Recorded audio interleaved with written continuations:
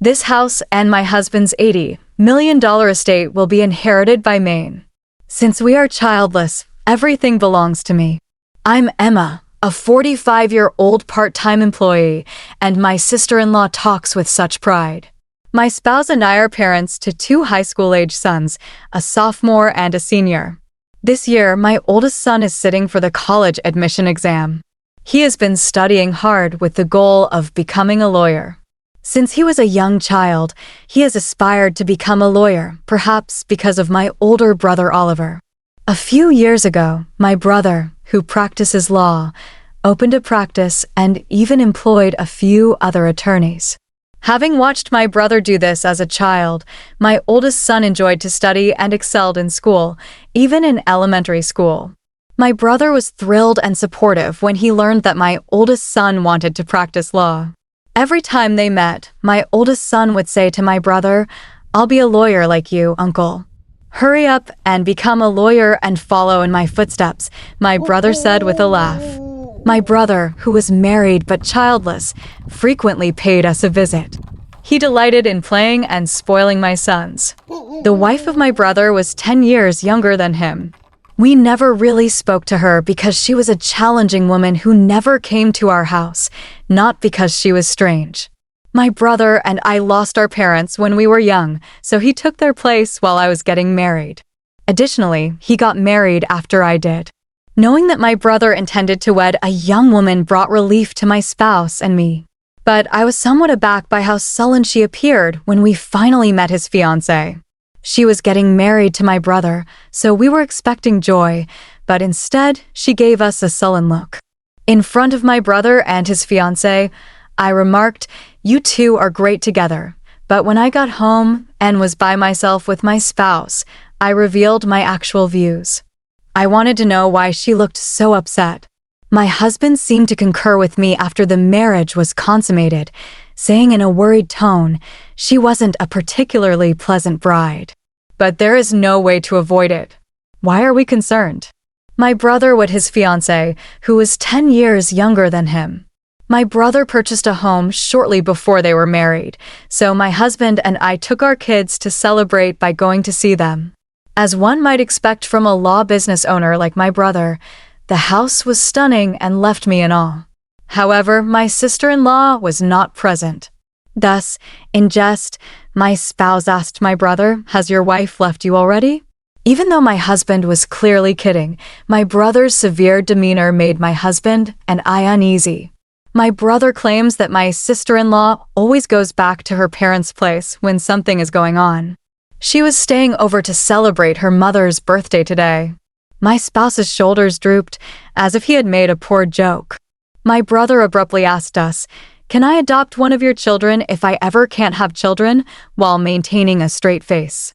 My brother appeared serious, but I assumed he was kidding when he said it.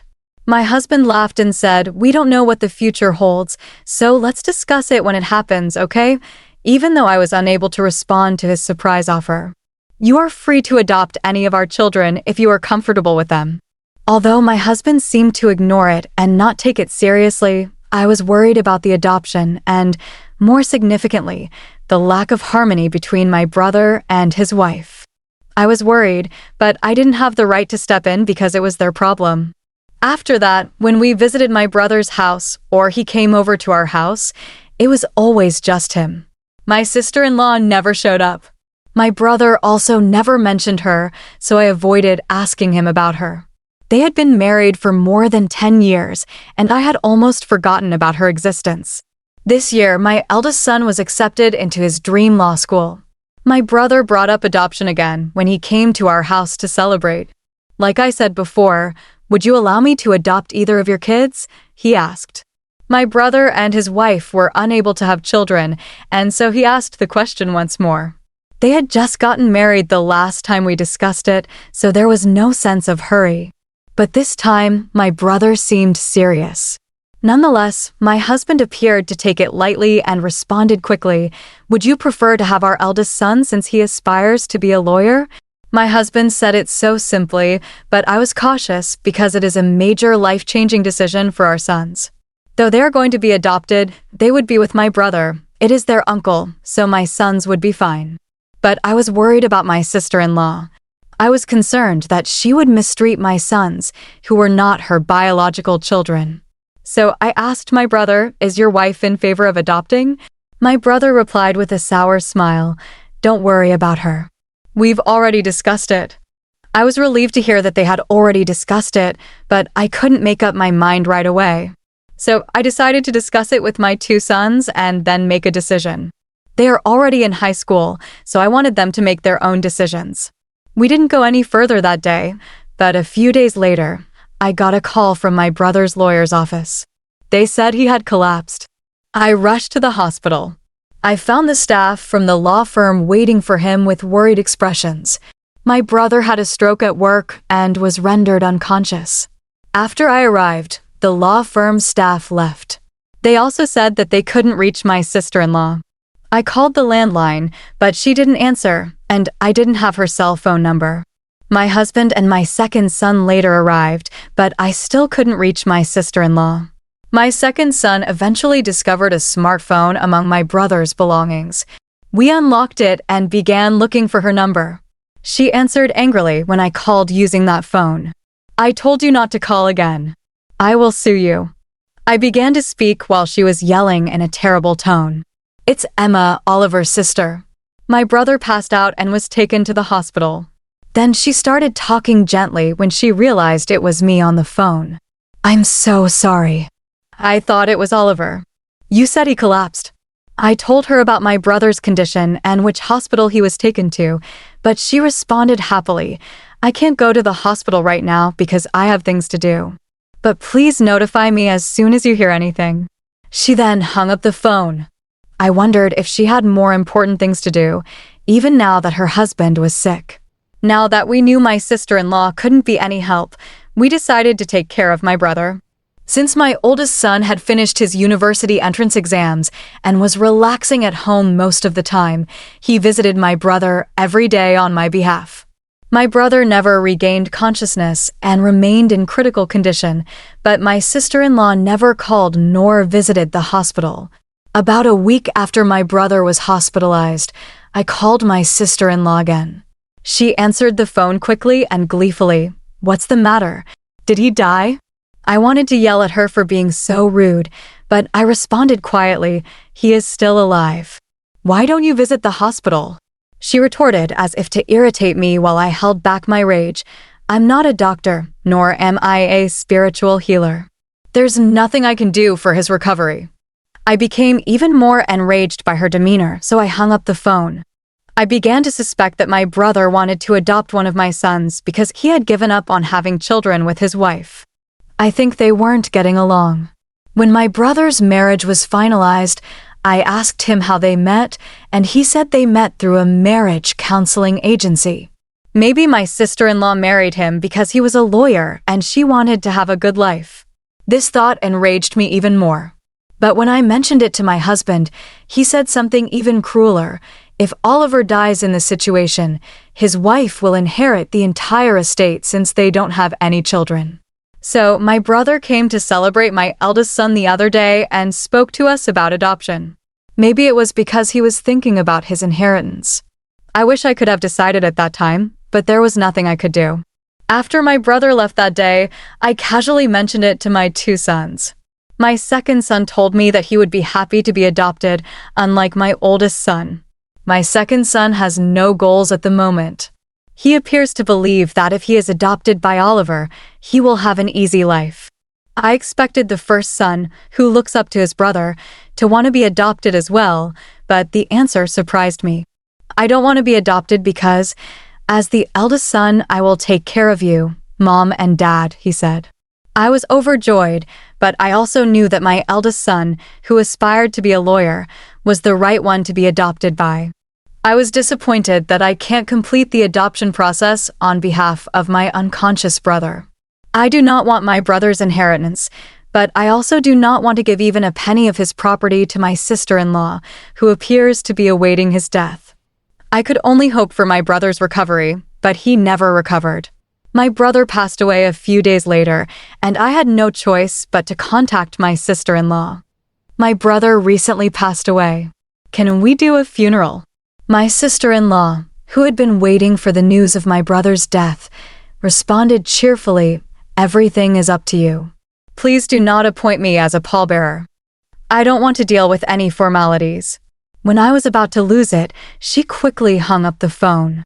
After all, my husband and I planned the funeral. Staff from the law firm helped us in a variety of ways. My husband was also concerned about the firm's future, but my brother had taken care of that. Though my brother was the firm's representative lawyer, he delegated management to someone he trusted, so the law firm as a corporation would continue to operate without a problem. Many people came to my brother's funeral, and so many wreaths were brought that they couldn't fit in the hall. Then I realized how wonderful my brother was once again. My son also assisted at the funeral, but when my second son saw the presidents of major corporations, politicians, and others who had also attended, he was really frustrated. I knew I should have been adopted. I had no idea how amazing he was, he said. My husband and I both felt we could kind of understand his sorrow. I was the pallbearer, but no one asked why my sister-in-law wasn't there, and no one mentioned it. I wondered if we were the only ones who knew my brother had married. My brother and his wife did not have a wedding. Instead, they only went on their honeymoon. So even the relatives may have missed it. If this was going to happen, I almost wish they had never married. No need for a wife who does not attend her husband's funeral. And I regret not allowing him to adopt my second son sooner because I believe she would take all of my brother's estate. With the help of the law firm staff, my brother's funeral was completed. I invited everyone to my brother's house for a meal and to thank them. My brother will be able to rest in peace because of all of you, I said. We were all very sad. That's when my sister-in-law appeared, wearing a flashy pink coat. I addressed her as if she had planned to arrive just as the funeral wrapped up. After all this time, why did you come here? There was a big smile on her face. She spoke loud so that everyone could hear. My husband's estate of $80 million, as well as this house, will be passed down to me, his wife.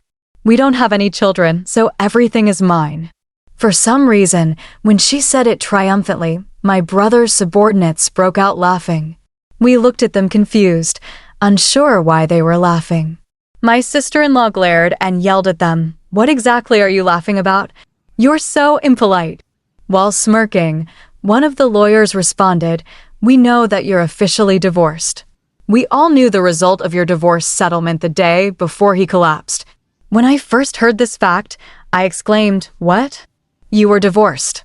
I looked over at my sister-in-law's face and saw her staring at them with the most terrifying expression ever.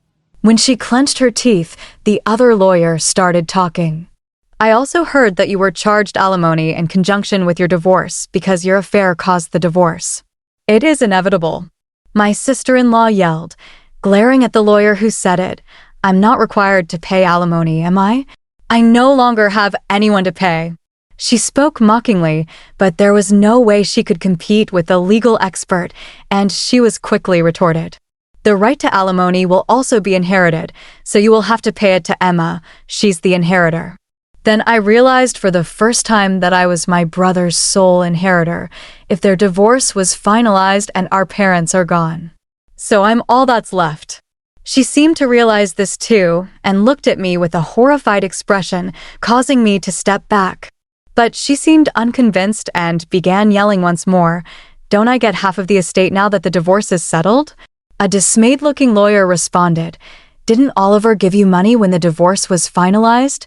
"I have a receipt certificate.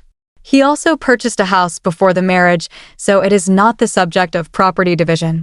I enjoyed watching her being lectured by the lawyers. Regardless of what she said, she seemed to recall something and chatted while laughing a little. "There is a life insurance. I should still be the beneficiary." She impressed me with her attitude in a situation where everyone around appeared to be her enemy. She said she changed the beneficiary of Oliver's life insurance to herself. However, the lawyer was also quick to deny that about the life insurance. Oliver is a firm man, so I think he changed it when the divorce was finalized. I searched my brother's valuables and discovered the life insurance policy, but my sister-in-law saw this. She took the life insurance policy from me and looked impatiently at the beneficiary, but dropped her shoulders in disappointment. When she returned the certificate to me, I noticed that the beneficiary was me. My sister-in-law, realizing she was getting nowhere, yelled out her true feelings without thinking. I married a lawyer because I thought he was wealthy, but I've only got a little money. In addition, I have to pay alimony. This is a huge mistake. With the grimness, the lawyer replied to her. Oliver said the same thing. He said he shouldn't have come for the advice of a marriage counselor. He bemoaned the fact that he had made a huge mistake. My brother had never said anything like that to me, but he had always been truthful with his coworkers and subordinates. Unable to recover anything, my sister-in-law rolled her back and left my brother's house. Later on, she will have to pay the alimony in installments, but she didn't have a job. She began looking for a job quickly, but she had never worked seriously before and quit immediately. She re-registered to the marriage counseling agency and looked for a wealthy man in order to make quick money. She found a wealthy man, told him she needed money from marriage, and cheated him out of his money. But the man caught on right away and reported her to the police. She was arrested for marriage fraud according to the lawyer who works in my brother's law firm. To be honest, no alimony was ever paid to me. Then when I went to see the lawyer about it, the story came up. And this May, the lawyer told me now that she has been apprehended, alimony payments may be impossible to obtain for the foreseeable future. Alimony is not something I am interested in. I was more interested in seeing her suffer a terrible fate. I believe my brother would agree. So I would like the police to investigate thoroughly her other crimes, etc., and charge her as a felon in court. My family moved into a house that my brother had left behind after unexpectedly inheriting his property. My husband and sons were ecstatic to be able to live in a big house after previously living in an apartment. My eldest son is studying law harder than ever before. He observed his brother's colleagues and subordinates, lawyers arguing with his sister-in-law, which made him yearn to be a lawyer. Though he was never adopted by Oliver, I hope he will carry on my brother's legacy and become a great lawyer like him. Only my second son is upset and disappointed that I inherited my brother's entire estate. He claims, to be honest, I wish I was adopted by uncle so I could have inherited everything. The second son smiled half-jokingly.